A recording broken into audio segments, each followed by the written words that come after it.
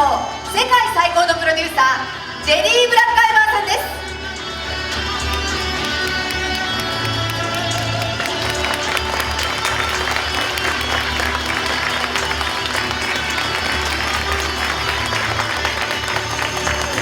そしてこの方です。映画界のベスト・オブ・ザ・ベストといえばトム・クルーズさんです。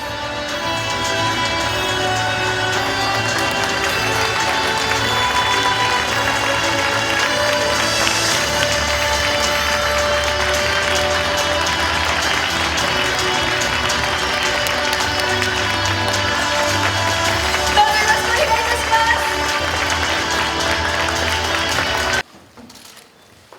Hello, how are you? Well, it's been 36 years since Jerry and I made the last one. 皆さんこんにちは。いかがですか？お元気かでしょうか？ジェリーと私でですね、前作を作ってから36年が経ちました。We had to wait 2 years to bring you the film. そしてまたこの作品をお届けするのにね、待つことになりました。I have to say it's very beautiful to be back また戻ってくることができてとても嬉しいです。 and to be able to share this film with you. そして皆さんとこの作品を共にすることができて、 So we're very excited. It's emotional, I think, for both of us to be here. そしてとても今興奮していますし、私たち2人にとっても非常に感動する、場面であります。The first time that I came to Japan was for Top Gun. そして、初めて私が日本に来た時はトップガンのためでした。 And to be back here after so many years to bring you this, it's very exciting. And it's a privilege to be here. To see all your faces, it's beautiful. So thank you for having us. そしてまた、何年も経ちですね、またここに皆様の前にこうして、また、来ることができてとても感慨深く思います。本当に皆さんのお顔をまた拝見できることがとても嬉しく思います。ありがとうございます。2人とも本当に嬉しく思っております。 Thank you so much for having us back. It's always an honor to come here. I was fortunate enough to be here, I guess, 2.5, 3 years ago. So thank you so much for bringing us back. 皆さん本当にありがとうございます。いつもですね、日本に来るのは私にとって光栄なことです。多分2年半から3年ぐらい前に来日したと思いますが、また来日してきてとても嬉しく思っております。Especially bringing Top Gun back with Tom. It's an honor to be able to share this movie and the biggest movie star in the world next to me and share it with you. そしてこの作品「トップガンマーヴェリック」を携えて来日するということ、またトムと一緒に来日してきた、彼はですね本当に一番のビッグスターだと思いますし、今私の隣に座っています、この映画を皆さんと共有できたらと思います。今日たくさんの記者の方もいらっしゃってるんですが、先にですね代表質問をいくつかさせていただきます。まずトム・クルーズさん、本当に2018年以来になるんですけれども、約4年ぶりの日本来日になりました。本当にファンの人たちが待ち望んでいて、記者の人たちもみんながみんなトム・クルーズさんを待ち望んでいました。考えてみますと、はるかなる大地へのですね来日以来3年以上来日がなかったっていうのが今回初めてなんでございます。久しぶりに日本に来てくださって、今日本の地に立ってどんなお気持ちでしょうか？ I'm very excited. Very, very excited. It's wonderful to be here with Jerry and to have this time. It's exceptional. I'm very excited to be here. I kept telling my friends here that I'm coming, we're coming, do not worry, we're going to have this movie, it's going to be on the big screen. And that's, Jerry and I made it for the big screen. That's the kind of films that we make, so it's very exciting to be here. はい、とてもワクワクしています。本当にですね、ここに来ることができて、また、ジェリーとですね、この作品を持ってくることができてとても嬉しく思いますし、本当に興奮しています。私は友人たちにですね、皆様に、絶対に日本に来るからと心配しないでと言いましたし、大きなスクリーンで楽しんでいただくためにこの映画を作りますということを言いました。そしてその大きなスクリーンで楽しんでいただけるように、ジェリーと私で、作りましたので、ぜひこの大きなスクリーンで楽しんでいただける作品になっています。本当に日本のファンの皆さんも喜んでると思います。そしてもう一つトム・クルーズにお伺いしたいんですけれども、36年前に「トップガン」が全世界で公開になって日本でも熱狂したファンがたくさんいます。そんなファンも大人になったわけでございます。今回続編を制作することになった決め手というのは何だったんでしょうか？ The reason we made it was for the fans, always. They'd been asking for it for decades, and I just wasn't ready. I wasn't ready to make it, originally back in the 80s. And it was just time. There's things that I had thought about that I wanted to do to make it very special for the audience. So things just came together, and Jerry and I met, and I've always wanted to work with Jerry again. So it was just that kind of thing of now or never. So it was finding the way I wanted to really put the audience into the cockpit of a fighter jet to feel it. And we found a very emotional story, and all the right elements came together. そうですね、なぜ作ったかというその理由はもちろんファンの皆様のために作りました。常にファンの皆さんで作品を作るために作品を作っているんですけれども、何十年もの間多くのファンの皆様に続編を求められてはいたんですが、まだ私には準備ができていなかったんですね。そして80年代からなんですけれども、いろいろ時期的な時間ということもありまして、やりたいこともいろいろあるというところもありまして、また特別なものもあるというところでいろいろ考えていく中で、またもちろんジェリーと一緒に仕事がしたいと、この作品を作り上げたいという思いもありましたし、そしてまた今か、二度と一緒できないかというところもあったと思うんですけれども、ちゃんと正しいところを見出さなくてはいけないというところがありまして、また観客の皆さんに戦闘機のコックピットにまるでいるような、そこに座っているような体験感覚を感じてもらえる作品にしたいというところもありましたし、感情的なストーリーであるというところと、その全ての正しい要素が揃ったので作ることができました。When audience see the film, they'll feel how authentic it is because we're in the F-18s. And Jerry Bruckheimer, he's a legendary producer. Well, so he knows, and always we share the love of story, the love of cinema, and always using cutting-edge technology but basic character. So the audience is going to see this movie, they're going to see something they've never, ever seen before. And it's a very entertaining, emotional film. And we wanted to make a movie that celebrates life, and that when you walk out of the theater, you just feel like the first Top Gun, amazing. And that's what we wanted to do for audiences. Just give them something very, very special.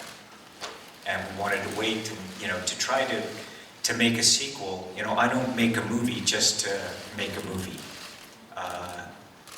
Constantly want to push the limits, push the edge to entertain an audience. And this, Jerry and I sat down, we decided it was like, this is the moment, wasn't it, Jerry?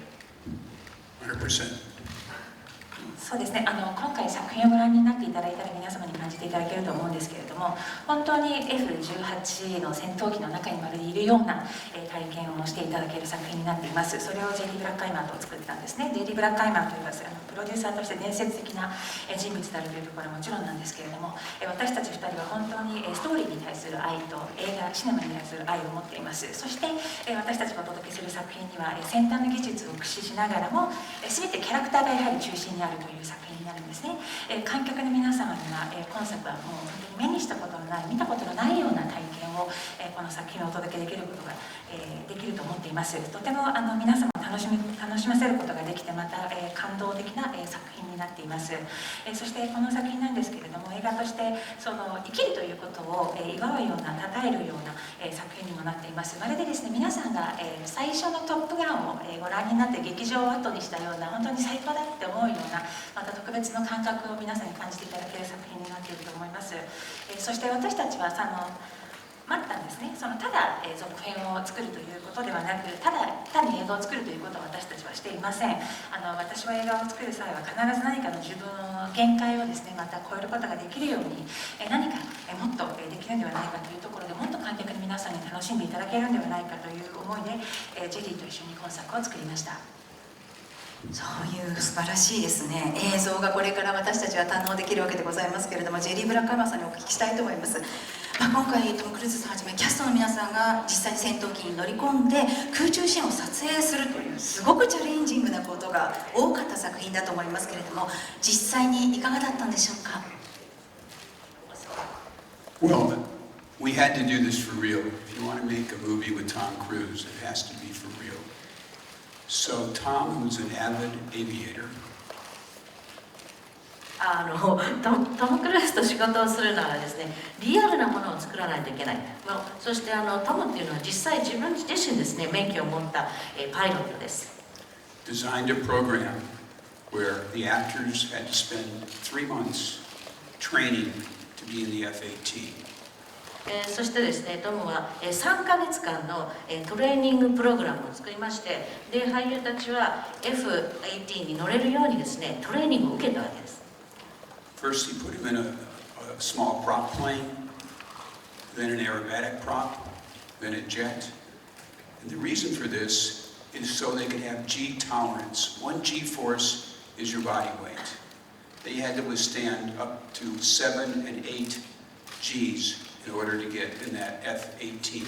So all this time, those 3 months, was to build up that tolerance so they could withstand the G forces. On the first movie, そしてですね、まずこの俳優たちはこのプログラムの中で、プロペラ機に乗りまして、それから今度は曲芸飛行をする飛行機に乗りました。そしてジェットに乗っていくんですけど、これ理由はですね、G に体勢をつけるということですね。1G という 1G というのは自分の体重です。そして彼らは撮影中7から 8G を感じなく耐えなくてはいけないということで、これはですから自分の体重かける7とか8ということになりまして、それでないと F18 には乗れないということなんですね。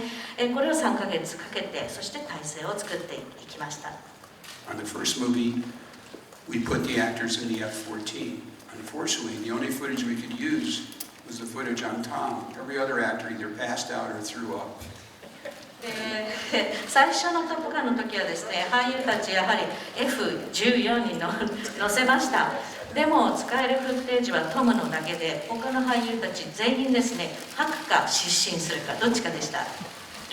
So this time, what you see in the movie is when the plane's going up, the actor's going up. When the plane's going down, the actor's going down. When it's turning, he's turning. That is real. What you're seeing is a real experience of a fighter pilot.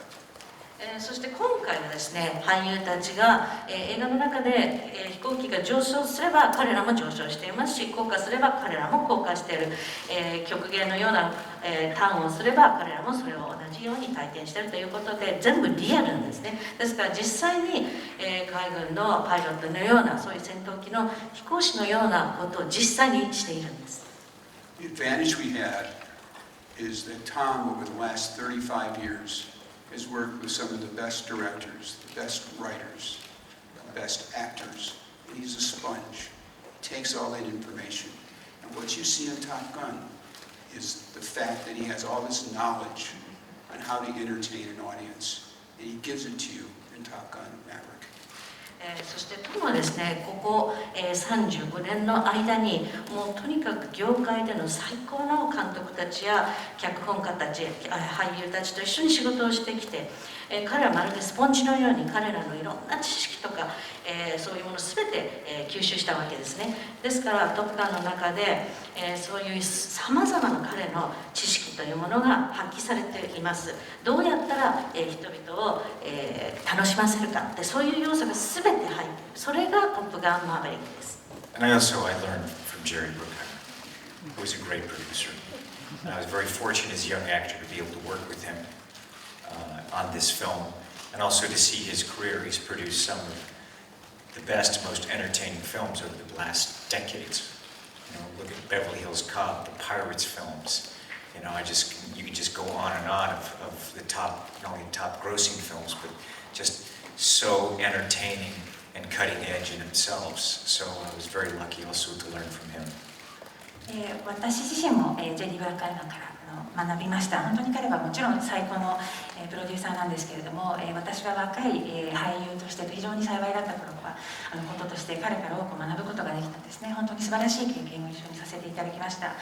そしてまた彼のキャリアを見ていただければ本当にどれだけ素晴らしいすごい方かというのもお分かりになっていたらお分かりだと思いますが、ビバリーヒルズコップのシリーズ、またパイレーツ・オブ・カリビアンのシリーズ、本当に公衆だけではなく本当に素晴らしい最高峰の本当に先端の作品を多くこの何十年もの間最高の作品を輩出制作されている方ですね。本当に私はとても幸いに思っています。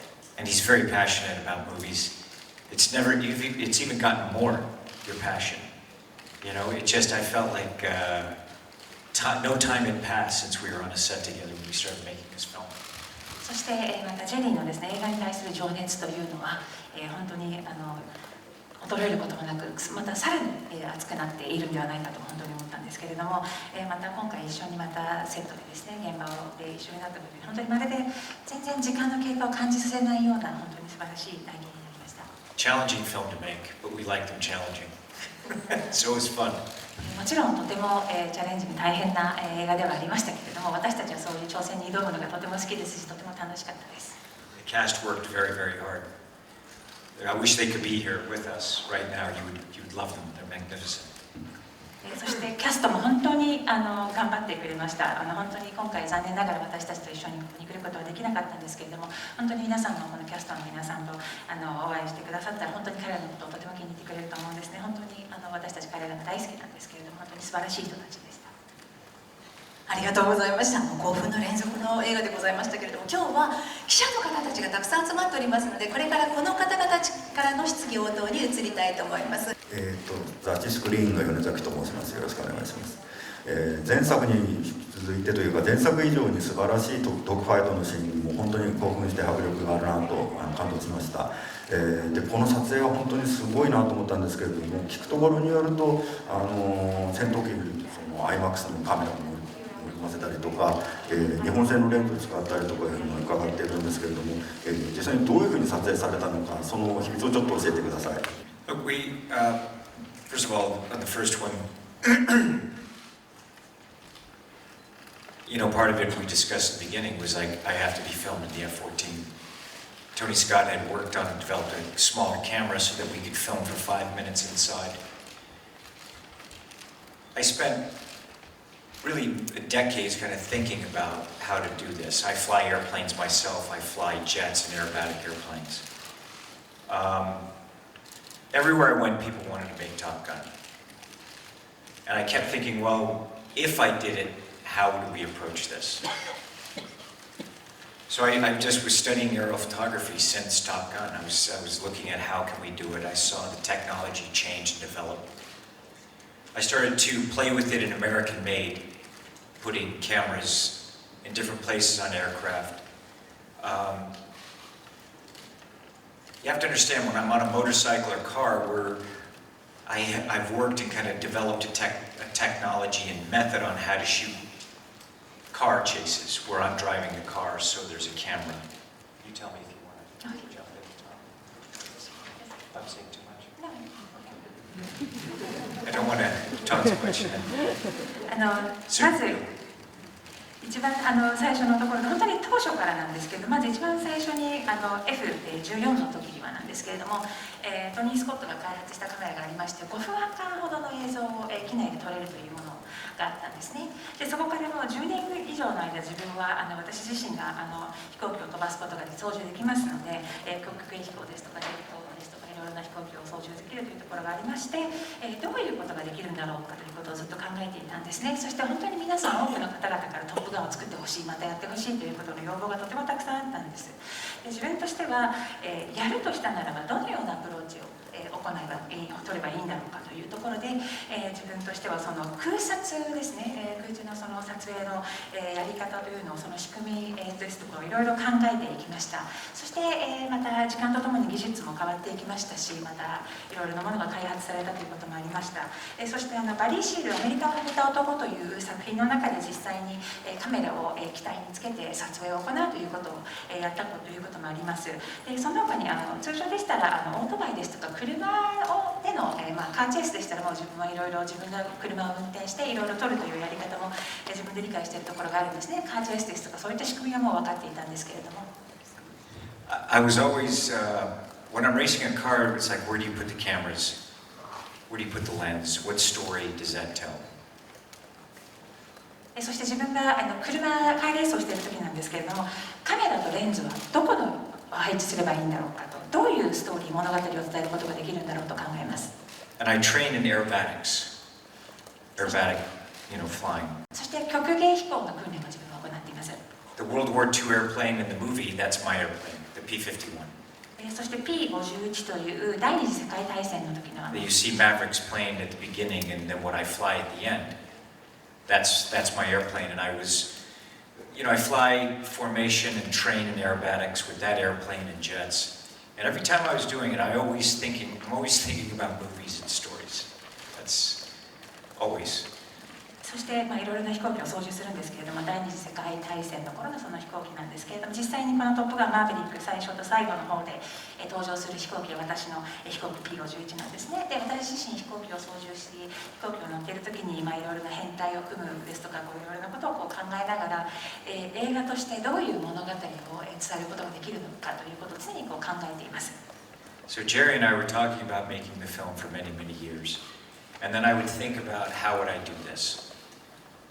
So if you look at American Made, そしてジェリーと私はですね、何年もの間どのような形でこの作品が作れるんだろうかということになりまして、そしてバリー・シール、アメリカをはめた男をご覧になっていただきますと、 and Fallout, またミッション the aerial sequence with the helicopter. フォールアウトでのヘリコプターでの空撮シーンですね。 And I was just studying film, looking at everything that's possible, looking at technology. And that's how we did it. And I went to it and I talked to Jerry. And it was very much like, I'm not going to do this green screen. And Jerry was very supportive and wanted that also. And we went to the Navy and said, this is how we have to do it. But it wasn't enough to just say we're going to shoot it with cameras in there. You had to have story and character, but also understand visually what we can do. そうですね。また実際にそういったところから自分の経験上日々映画でどういうことができるかということを研究しまして、その実際に使える技術ですとかそういったものも見ましたし、ジェリーともずっと話をしました。そして本当にグリーンスクリーンは使わないということも、ジェリーは賛同してくれましたし、とても支持してくれたんですね。そしてまた実際に海軍の方にこういうことをやりたいという話を持ちかけた時に持っていった時には、ただ、その飛行機を使った中で、戦闘機を使って撮影するというところだけではなく、ちゃんとストーリーとカメラをもちろん、使うということもありましたし、また視覚的にですね、理解をちゃんとしていただかなくちゃいけないということがありました。 Story is king. Story is most important. And when you look at a lens, and you're looking through a lens, you start to see what your story is, what it's telling. And it's where can we put that camera? What lens do we use? What story is a wide angle versus a long lens? What's the emotion? What can we create? Because I've always studied movies and looked at things of how can I create. I always felt like a great artist is someone, because let's back up. Art, the derivation of art is skill. So the skill of an artist is the ability to be able to create an effect on an audience that he intends to create. Whether it's to laugh, to smile, the emotion, give someone an emotional ride in telling a story. そうですね。またストーリー、物語は王である、物語が一番重要なものであるということを常に思って作品を作っているんですけれども、またレンズを通して何を伝えることができるのかというところですね。そして、そこから考えていきますと、どこにカメラを置けばいいのだろうかというところと、そして、どのような形で何を伝えるか、それは広角のレンズなのか、もしくは長いロングのレンズなのか、そしてどういう、感情を伝えたいのか、何を作り上げたいのかということを常に考えています。またアーティストとして、芸術家としてはまずその才能というものがありますが、才能というのは能力としてですね、自分がその何か作りたい作品に対して、それを見る側、受け取る側に対してどのように何を作り、どのような影響を起こすことができるかということになると思うんですが、それが例えばその笑いを生むものであったり、泣かせるようなものであったり、感動を生むようなものであったり、様々あると思うんですけれども、どういったストーリー、物語を伝えたいのかということを考えていきます。So with it, we spent a lot of time, Jerry, myself, Joe, Chris McQuarrie. Look, it's always evaluating the shots. So there was a lot of practice, a lot of going up and shooting these aircraft in different, we really got in the F-18s. We had to go back and educate everyone on what we were doing, I had to teach the studio what we were doing. I had to teach the actors what we were doing. I had to teach the photographers what we're doing. And I had to learn from what they were shooting. I'd look at the footage and the lens wasn't right. We had to develop technology and a way to shoot it and approach the whole sequence.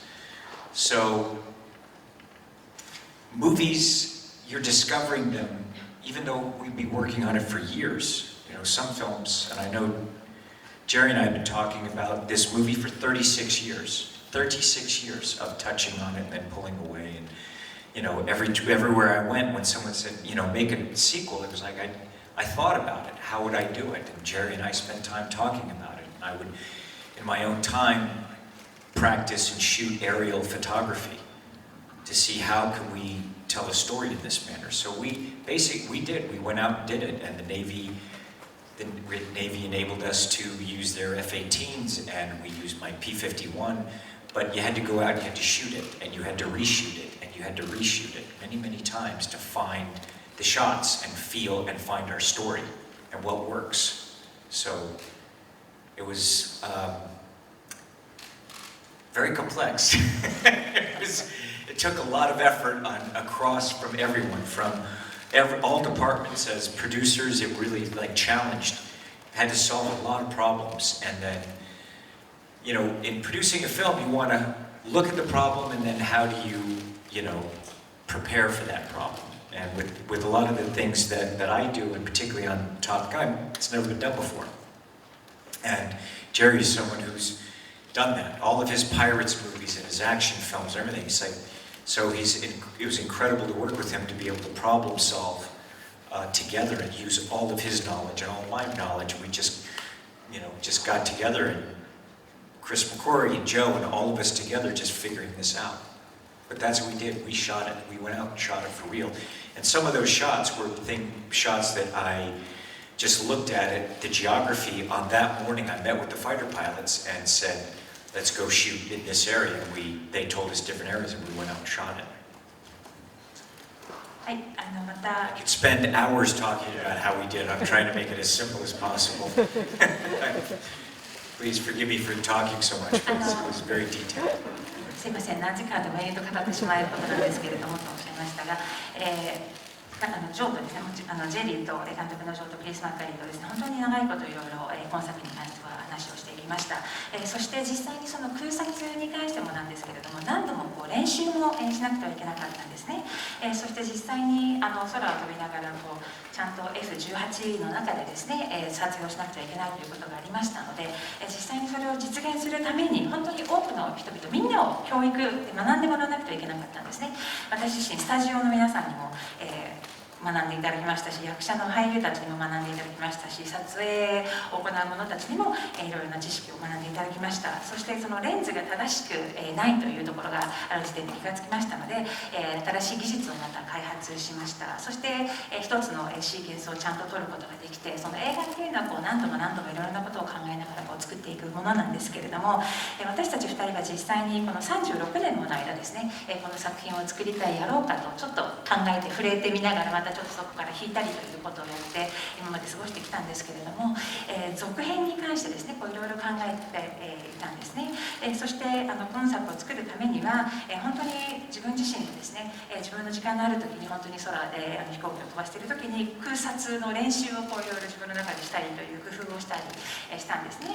そしてそういうことからこの作品を作ることができたんですけれども、また今作海軍の協力はもちろんなんですけれども、実際の F18 の戦闘機というものを使っていますし、また、私の、作品の中でも出てきます P51 という飛行機も、使っているんです。でこのような、機体を使いながら本当に多くを撮影をして、また何度も何度も再撮影というものを繰り返していきました。本当に正しいストーリーを、見出すために、そして正しいストーリーを感じることができるような映像であってほしいというところから、何がうまくいったのかどうかっていうのをちゃんと確認しながら行っていったんですね。で実際にこの過程はとても複雑なものなんですけれども、本当に全員が努力をして、努めた結果、この作品が出来上がったんですけれども、そしてまたプロデューサーにとってみれば本当にいろいろ問題の多い、プロデューサーというのは制作者としては問題を解決するということが仕事でありますし、自分も映画をプロデュースするときにはですね、その問題のためにいろいろな準備を、解決のために準備をするんですけれども、トップガンではやったことのないことを多くやらなくてはいけないということがありましたし、また今回プロデューサーのジェリー・ブラッカイマーがもちろんパイレーツ・オブ・カリビアンなど本当に素晴らしい作品で多くのこの問題などを解決されている経験もお持ちでいらっしゃる方と私と2人の本当に知識をうまく使いながらいろいろなことを超えていったということがあります。そしてその他にも監督のジョーとクリス・マッカリと本当にいろいろ話し合いながらですね、実際にまた実際撮影をしなくてはいけない作品だということもありました。そしてある朝なんですけれども、戦闘機のパイロットと話をして撮影に臨もうとしている時にこの地形を撮りたいから撮影に取り入れたいということですぐにそのように動くということもしましたし、本当にいろいろな工夫をみんなで協力のもと行いました。本当にこれは何時間も時間を費やして語ってしまうことなんですけれども、とても複雑なものでした。So we shoot, and then we reshoot, and reshoot.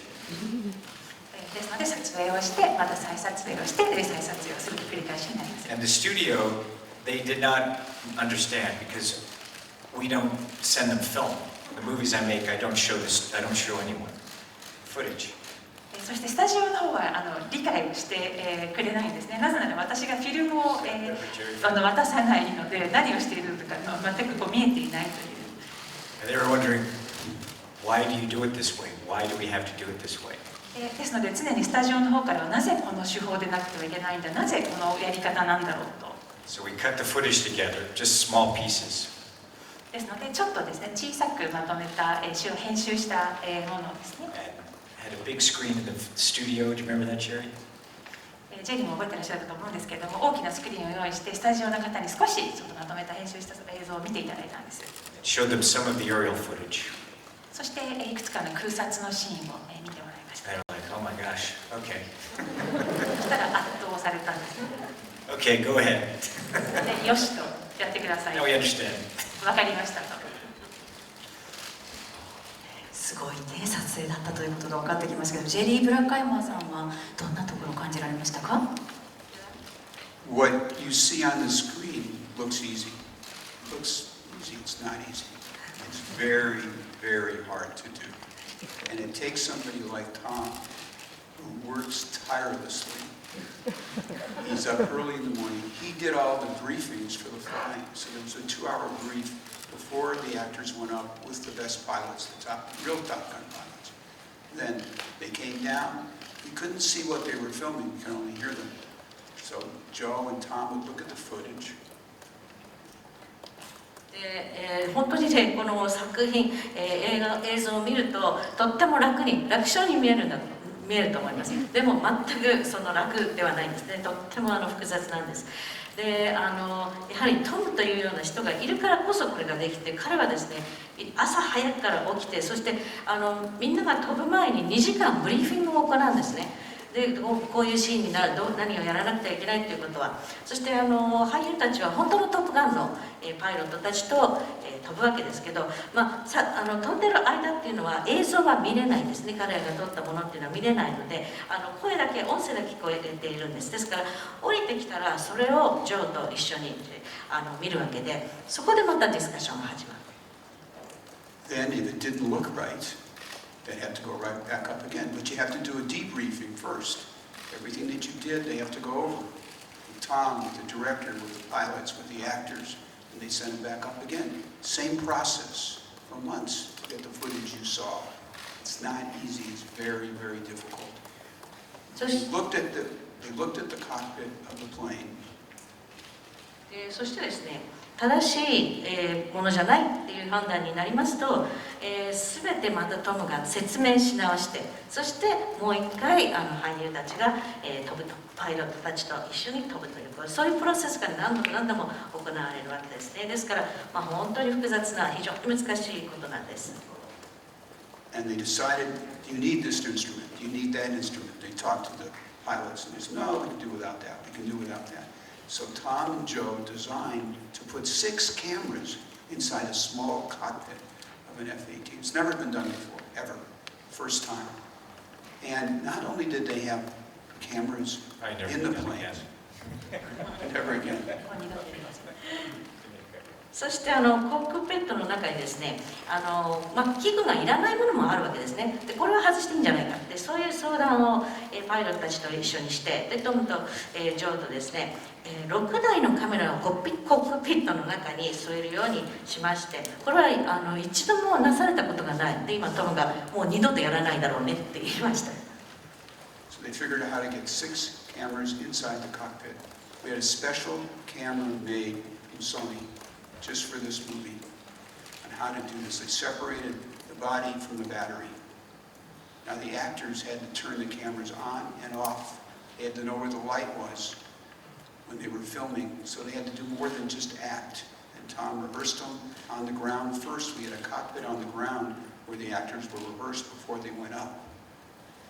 そしてこの6台のカメラっていうのはですねもうこの「トップガンマーヴェリック」のためにソニーが開発した、カメラでして、何がなされたといいますとこのバッテリーとその本体というものを切り離したんですね。ですからということは俳優たちが、カメラをいちいちスイッチをつけたり切ったりっていうのは自分たちでやらなくてはいけない。そして照明もやらなくてはいけない。もちろん俳優ですから演技はするんですけど地上にコックピットがあってで地上でトムがそのブリーフィングする時にはそこで練習をまずリハーサルをするんです。This took 15 months to figure this out, to go through all the Navy lawyers' reliability in case a camera came loose. So that's a process behind the scenes that we had to do even before we started filming. Dealing with engineering and engineers and 15ヶ月間かけてですねこういうさまざまなプロセスをやりました。というのはやはり海軍の弁護士たちと万が一そのカメラが落ちたりとか何か事故につながったりしたらいけないっていうそういう保険というかね保証の面もありましたしその辺全てクリアしないといけなかったんです。It's a very difficult process. At one point, I think we had 22 cameras at home. So we had them on the ground, in the air. We had other planes following our planes, photographing it. So this process is what I call a process film. It takes you inside a world that you chances are never be a part of, but it shows you how it actually works. そしてですね一時に最高で22台のカメラが回っているというような状況もありました。地上にもありますしそして、飛行機のコックピットの中のものもありますしまた外側にもつけられていたりもう一つ別の飛行機からカメラを彼らに向けているっていうこともありました。そういういろんなプロセスが入ってるんですね。ですからこういう世界皆さんは一度も行くことのない世界かもしれませんが実際にそれを体験できるというふうになっています。That's one part of the process. でそれがほんの一部です。The other part is giving you a great story. もう一つがやっぱりストーリーですね。ストーリーとキャラクター。And great themes. We spend months in hotel rooms working on with our writers, Chris McQuarrie, Joe Kaczynski, Tom, and myself, giving you the best characters, the best story that we possibly can think of. And that comes from the enormous amount of experience that Tom has gained through the years. そして何ヶ月もかけてですねまずはもうとにかく物語をそしてキャラクターをちゃんと作り上げるということでクリス・マクアリー、ジョー・コスチンスキートムと僕と一緒にですね本当キャラクターのことストーリーのことを語り合いました。やはりトムがこれだけいろんな知識と経験を持っているからこそ最高のものができるんだと思います。And of course you have to make the movie. そしてもちろん映画を作らなくちゃいけない。 keep making it and keep making it and keep making it. 作り続けるということになりますね。Shoot and reshoot. 撮影してまた再撮影します。それをね本当に私たちが堪能できるわけでございますけれどもでは続いてご質問のある方手を挙げてください。じゃあそちらの、カルベさんお願いいたします。フジテレビ目覚ましテレビのカルベでございます。恐縮ですが最初にお伺いします。Do you remember me? Of course I do. Do you remember me? Of course. It's been 4 years, so I want to make sure. 4年ぶりですのでちょっと私の方確かに聞いていただきます。 Thank you very much. Thank you. トップガンマーヴェリック最高でした。本当に2人にお伝えしたいんですけども初めて映画を見て自分が空を飛んだなというふうに思いました。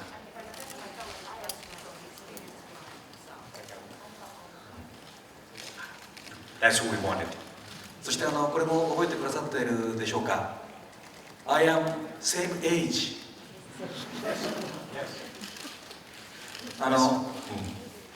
私も今年トム・クルーズさんと一緒に60歳という年齢を迎えるんですけれども、トム・クルーズさんは私とは全く違っていて、本当にどこまでも若々しくて、そして今回の映画でも、戦闘機に乗り込んでの撮影など本当に輝いていて、素晴らしい存在感を放っていました。この36年間どういう努力をしてどういうことを心がけてこられたのか、そして今のトム・クルーズさんにつながっているのか、ぜひ教えてください。 Thank you very much. Thank you. Just what I've always done. I just work very hard. Nothing special. Just very simple. Work very hard. I'm fortunate that I've privileged to be able to live my dream.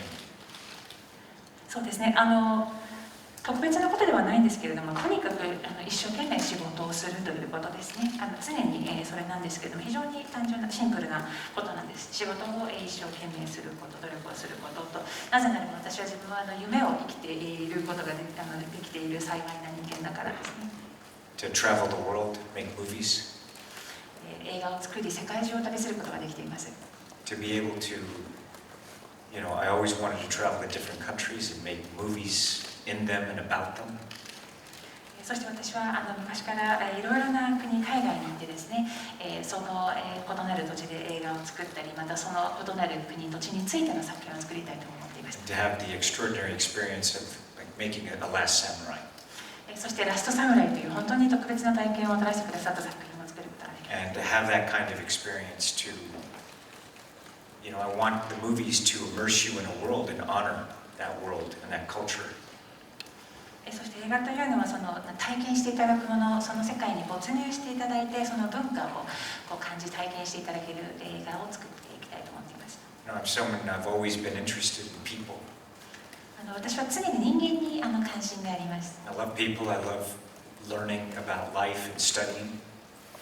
そして私は人間が大好きですし、人生について学ぶこともしていますし、常に勉強することが好きですね。 I've always been working to improve myself.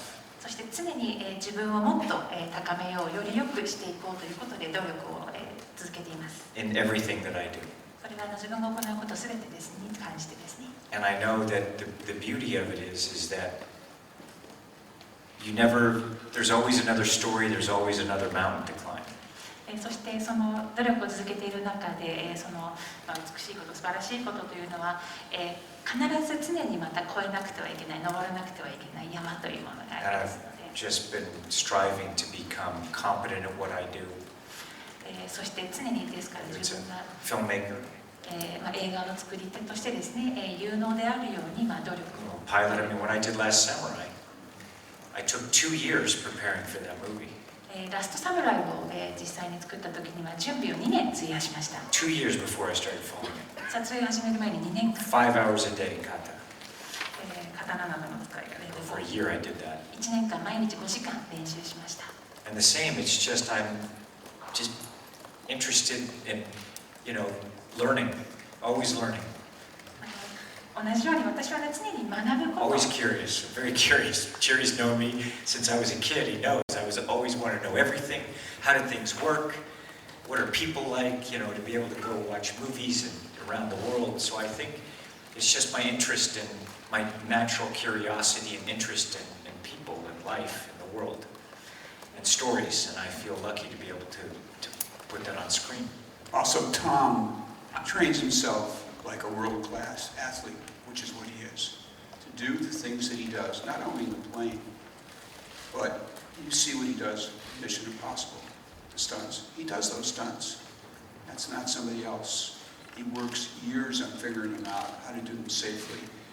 But you have to be in the best shape ever. So you take your greatest athlete here in Japan, whether it's a soccer player, whatever, this is how Tom trains himself. So he can do the things that you see on the screen. But it's a lifelong, as Jerry said, it's a lifelong dedication. My life has been on movie sets and writers' rooms and sound stages. You know, I live mostly in hotels and rented homes, which I love. ずっと同じこととして私は常に学ぶことに関心があるんですね。で自分は好奇心が旺盛だというところから子どもの頃からいろいろな物事の仕組みこれはどうなっているんだろう人間とはどうなんだろうということや、世界のいろんなところを見てみたいというような思いもありましたしですので自然にもう天性の、好奇心旺盛な関心がいろいろなことにあるというところから興味があってまたいろいろな物語ストーリーというものをまた見たい伝えたいという思いもありましたしで幸いなことに自分はそれをスクリーンにまた投影できるということを仕事にしているんですね。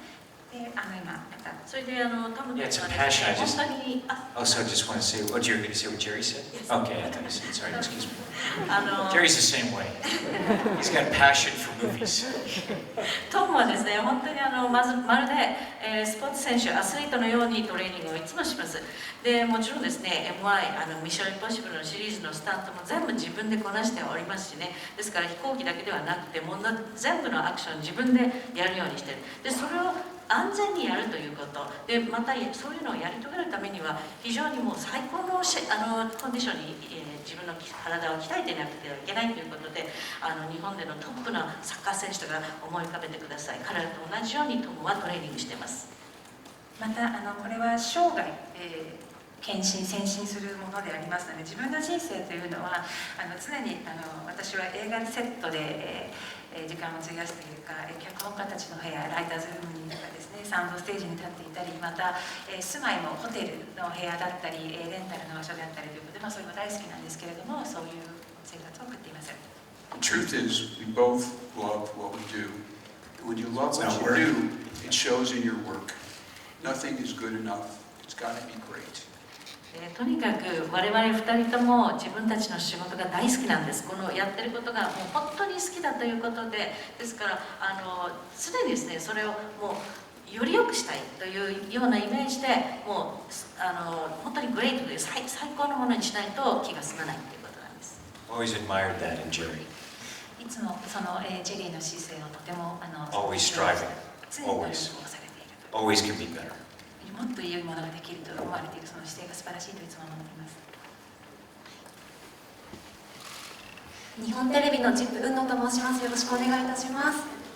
まずトムさんにお伺いしたいんですけれども、前作から36年ということで、36年前の当時と今とでご自身何か一番変わったなと思うことはありますでしょうか。よろしくお願いいたします。I don't know the biggest, but there's been a lot of changes, you know, in the world. And it was a challenge to figure out the audiences wanted this movie. And one of the things that Jerry and I did from the beginning is we sat down, because I've traveled the world, and I would ask people, well, what is it you enjoyed about the film? You know, because if one day we're going to do it, I wanted to understand how to, you know, to think about the story. はい、何が一番大きく変わったかということはわからないんですけど、いろいろな変化はもちろんありますし、世界的にもいろいろな変化があると思うんですね。でまたそのチャレンジという面では、常に今回続編に関してなんですけれども、観客の皆さんに続編を望まれている時に一体彼は何を作ればいいんだろうというところでジェリーといつも2人で話していたんですね。で私自身世界を旅していますので、またお会いする方々に、何が良かったのどこが一番良かったですかということをよく聞いてその彼らの望んでいるものそういったものを理解したかったんですね。 We wanted to be able to create the same spirit for the audience in that audience with the movie. But you can't, it's got to be Top Gun's Chapter 1, Top Gun Maverick's Chapter 2. So you had to be able to, you know, if you had 2 DVDs on your shelf, you could pick one up and then watch Top Gun and then watch Top Gun Maverick, and it's a progression, but it's still in the same tone, but they're different movies, but in the same tone.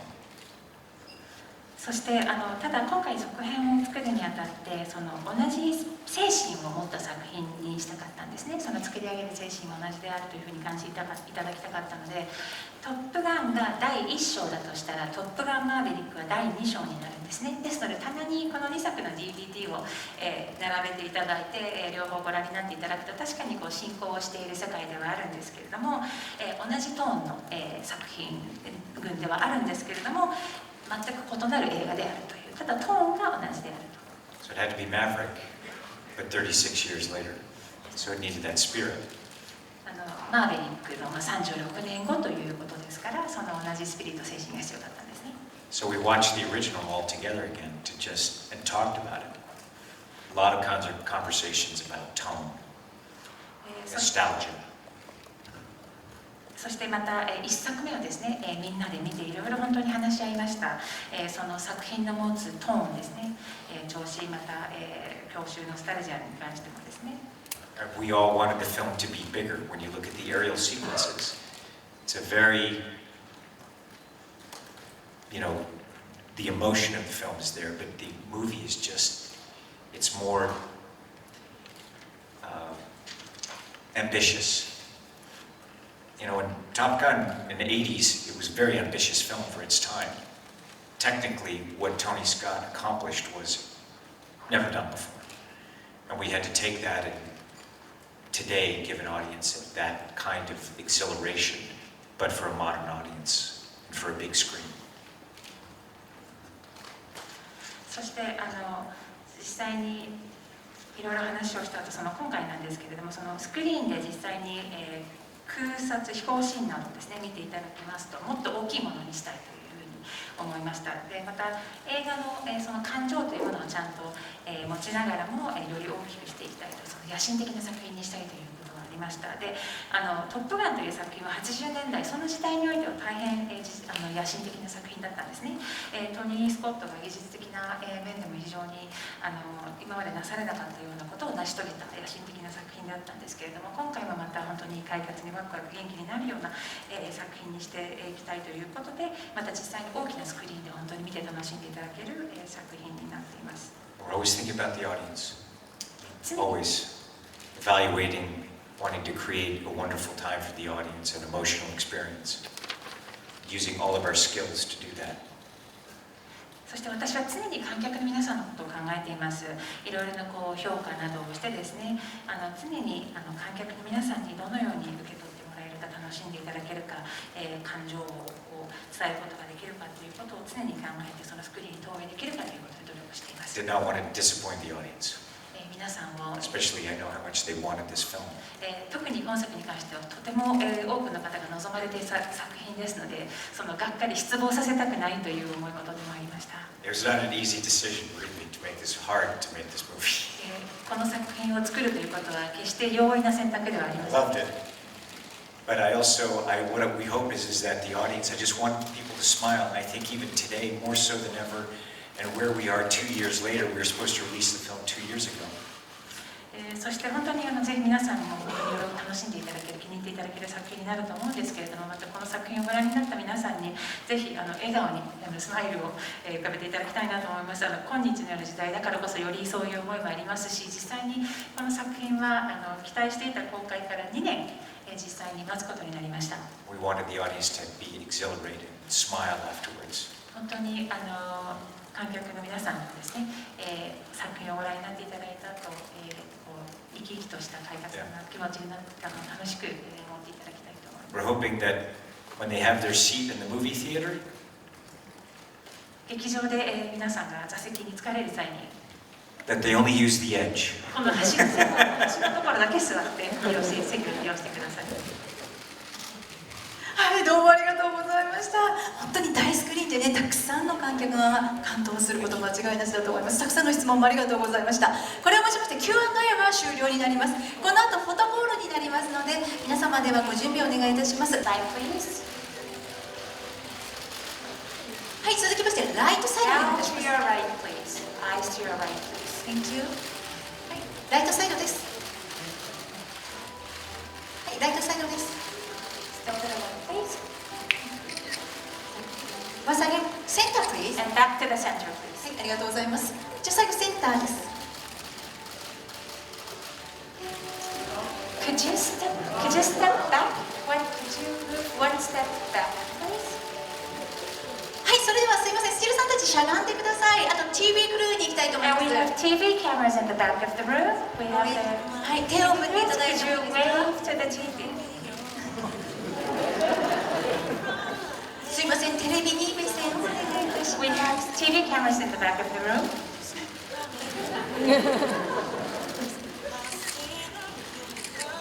Excuse me, sorry. テレビにちょっと目線お願いいたします。Could you please wave to the TV cameras? 熱く語っていただいてありがとうございます。Thank you TV クルーですよ。はい、大丈夫ですか。はい、それでは以上もしまして本日の来日記者会見は終了いたします。トム・クルーズさん、ジェリー・ブラッカイマーさんで出席してくれましてありがとうございました。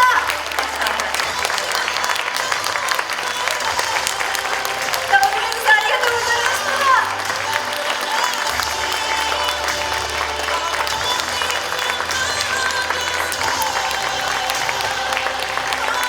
どうもありがとうございました。ジェリー・ブラッカイマーさんもありがとうございました。どうもありがとうございました。